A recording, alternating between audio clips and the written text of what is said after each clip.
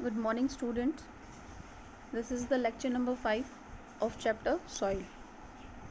Today we are going to learn which soil is best for which type of crop. आज हम ये देखेंगे कि किस टाइप की सॉइल जो है वो किस टाइप की क्रॉप के लिए बेटर है। यहाँ पर इस टेबल में जैसे दिया हुआ है, फर्स्ट इज़ कॉटन। कॉटन की क्रॉप अगर आपको लगानी है तो उसके लिए लोमी और सैंडी सॉइल बेस्ट होती है। और इसका रीज़न क्या है? These soils hold more air and water, क्योंकि ये सॉइल बहुत ज़्यादा एयर और वाटर को होल्ड करके रख सकती हैं। और कॉटन की क्रॉप के लिए दोनों ही रिक्वायरमेंट बहुत ज़रूरी है। नेक्स्ट है paddy crop. The soil which one is best for this is clayey soil and this soil has good water retention capacity. Clayey soil की वाटर रिटेंशन कैपेसिटी बहुत अच्छी है और पैडी क्रॉप को लार्ज अमाउंट में water की requirement होती है।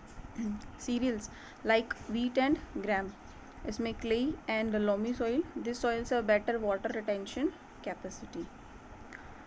And the fourth one is lentils and other pulses, and the soil which is best for this crop, that is loamy soil. A reason, the soil can drain water easily. Okay, so our next topic is soil erosion. Soil erosion क्या होता है? इसकी definition है the removal of top soil either by strong winds flowing river water or rain is called soil erosion. हमने chapter के starting में layers of soil पढ़ा था। उसमें हमने जो ए होरिजन देखा था वो था टॉप सॉइल। तो टॉप सॉइल जो है वो मोस्ट फर्टाइल सॉइल है हमारी। अगर बहुत तेज़ हवा या बहुत तेज़ पानी के बहाव से टॉप सॉइल का रिमूवल हो जाए, मतलब टॉप सॉइल एक प्लेस से दूसरे प्लेस पे ट्रांसफ़र हो जाए, तो उसे सॉइल इरोजन कहते हैं। इसके काजेज़ क्या है, मतलब इसके कारण क्या क्या हैं?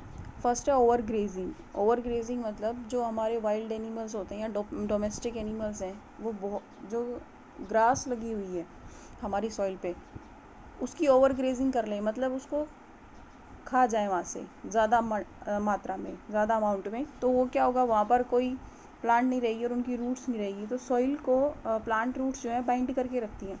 तो ओवर ग्रेजिंग की वजह से वहाँ पे रूट्स वगैरह नहीं है, तो सॉइल के पार्टिकल्स बाउंड नहीं है, तो बहुत ईजिली सॉइल इरोजन वहाँ हो सकता है। नेक्स्ट है डिफॉरेस्टेशन। डिफॉरेस्टेशन में क्या होता है, हम अपने फॉरेस्ट को नष्ट कर देते हैं, डिस्ट्रॉय कर देते हैं, उसी को डिफॉरेस्टेशन कहते हैं। तो इसमें भी सेम वही है, प्लांट्स नहीं है, ट्रीज़ नहीं है, तो सॉइल जो है नीचे से रूट्स, प्लांट की रूट्स सॉइल को बाइंड करके पकड़ के जकड़ के रखती हैं। और प्लांट्स नहीं है, ट्रीज़ नहीं है, तो सॉइल को पकड़ने वाला, पार्टिकल को हेल्ड टुगेदर करने वाला कोई नहीं है, मतलब करना इजी नहीं है, पॉसिबल नहीं है। इस वजह से वहाँ सॉइल इरोजन ईजिली हो जाएगा।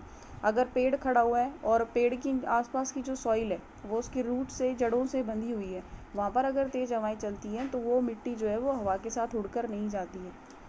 नेक्स्ट है एक्सेसिव प्लगिंग। अगर हम बहुत ज़्यादा प्लगिंग भी कर देते हैं तो ये भी एक रीज़न बन जाता है सॉइल इरोजन का। नेक्स्ट है effects of soil erosion. Soil erosion क्या क्या इफ़ेक्ट्स डालता है? सॉइल इरोजन से फ्लड्स, फेमाइन्स एंड लैंडस्लाइड्स। फ्लड्स का मतलब बाढ़ आ जाना। सॉइल इरोजन अगर होगा तो कोई जो वाटर का फ्लो है उसको उसके लिए स्टॉपेज नहीं मिलेगा हमें, तो उससे बाढ़ आने का खतरा बढ़ जाता है। ऐसे ही सूखा पड़ सकता है। सॉइल इरोजन होगा तो हमारी प्लांट्स जो हैं, ट्रीज़ जो हैं, वो ग्रो नहीं कर पाएंगी अच्छी सॉइल में, और उस वजह से अगर प्लांट्स नहीं होंगे तो हमारी जो वाटर साइकिल है उसके लिए ट्रांसपिरेशन नहीं हो पाएगा, और इस तरीके से वहाँ पर पानी की कमी हो जाएगी और सूखा पड़ सकता है। नेक्स्ट है लैंडस्लाइड्स। लैंडस्लाइड्स मतलब जो बड़े बड़े पहाड़ होते हैं, मिट्टी के पहाड़, तो उसमें अगर प्लांट्स नहीं हैं, पेड़ों की जड़ें नहीं हैं, तो वो सॉइल जो है वो इकट्ठी नहीं है, कलेक्ट नहीं है, और वहाँ पर अगर वो थोड़ी सी भी बारिश होती है तो मिट्टी गीली हो जाती है, और गीली मिट्टी के अंदर लैंडस्लाइड होने का खतरा बहुत ज़्यादा होता है, मतलब मिट्टी का, ज़मीन का धंस जाना, भूसंकलन भी बोलते हैं शायद इसे। नेक्स्ट है सॉइल पॉल्यूशन। सॉइल पॉल्यूशन क्या होता है? When toxic substances, chemicals, salts, disease causing germs which may affect plant growth get accumulated in soil, we say that soil gets polluted. अगर ये सारी चीज़ें सॉइल के अंदर मिक्स हो जाएं, इकट्ठी हो जाएं, तो उसे हम सॉइल पॉल्यूशन कहते हैं। कैसे? टॉक्सिक सब्सटेंसेस वो जो सॉइल के अंदर मिक्स होते ही उसकी फर्टिलिटी को डिक्रीज़ कर देंगे, और वहाँ कोई प्लांट अगर ग्रो करेगा तो वो भी कैसा होगा? टॉक्सिक होगा। केमिकल्स जो होते हैं फैक्ट्री से निकलते हैं, हमारे हॉस्पिटल से निकल रहे हैं, सॉल्ट्स, इसमें मेडिसिन आती हैं, डिजीज़ कॉजिंग जर्म्स, वो जर्म्स जिनसे डिजीज़ हो सकती है और जो प्लांट की ग्रोथ को इफ़ेक्ट करते हैं, ऐसा कोई भी सब्सटेंस अगर सॉइल के अंदर मिक्स होता है तो सॉइल पोल्यूशन करता है। सॉइल पोल्यूशन के क्या क्या कारण हो सकते हैं?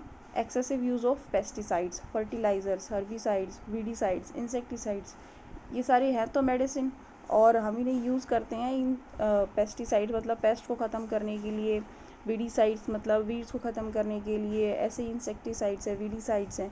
फर्टिलाइज़र्स जो हैं वो तो सॉइल की हम फर्टिलिटी को इंक्रीज़ करने के लिए यूज़ करते हैं, लेकिन फर्टिलाइज़र के अंदर एक ही अमाउंट का न्यूट्रिएंट प्रेजेंट होता है, जिसकी वजह से वो सॉइल की फर्टिलिटी को एक कांस्टेंट, एक प्रॉपर या पर्टिकुलर टाइम के बाद इंक्रीज़ करना बंद कर देता है। नेक्स्ट है डायरेक्ट, और से सॉइल पॉल्यूशन हो जाता है। Direct discharge of toxic industrial waste into the soil, हमारी जो इंडस्ट्रीज़ का वेस्ट निकलता है जो पॉइजनस है वो डायरेक्ट हम सॉइल के अंदर डिस्चार्ज कर देते हैं, जिससे भी सॉइल पॉल्यूशन होता है। Seeping of contaminated waste into the soil, soil के अंदर जो हम कंटामिनेटेड मतलब दूषित चीज़ें जो हैं वो मिक्स कर रहे हैं, उससे सॉइल पॉल्यूशन हो रहा है। Oil and petroleum leaks from vehicles, ये जितने भी ऑयल और पेट्रोलियम है जो व्हीकल से लीकेज होते हैं वो जाके सॉइल में मिक्स हो जाते हैं, वो सॉइल को पॉल्यूट करते हैं। नेक्स्ट है सेप्टिक टैंक लीकेज, जो सेप्टिक टैंक होता है उसमें अगर लीकेज हो जाए तो उसके जितने भी केमिकल्स हैं वो डायरेक्ट सॉइल के अंदर ईजिली डिज़ोल्व हो जाएंगे, मतलब मिल जाएंगे, तो वो हाँ एक्यूमुलेट हो जाएंगे, तो वो सॉइल पोल्यूशन का कारण बनेंगे। हम सॉइल पोल्यूशन को कंट्रोल कैसे कर सकते हैं?